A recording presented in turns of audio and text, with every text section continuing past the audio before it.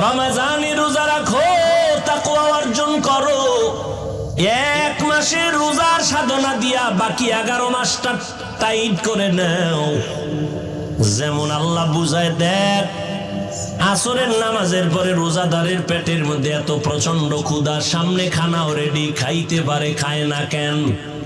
সামনের প্লেটের শরবত, ইফতারি রেডি, আজানের বাকি আছে 20 মিনিট, প্রচন্ড পেটে ক্ষুধা, মনে হয় 10 জনের প্লেটের খানা একা টেনে খেয়ে ফেলবে। রোজাদারের ক্ষুধাও আছে, সামনে পানির পিপাসার পানিও আছে, এরপরও রোজাদার পানি পান করে না। কেন? পানিটা হারাম। পানি হারাম না, বরং আল্লাহর বিধানে পানি যদিও হালাল, এখন এই মুহূর্তে পানি পান করা হারাম।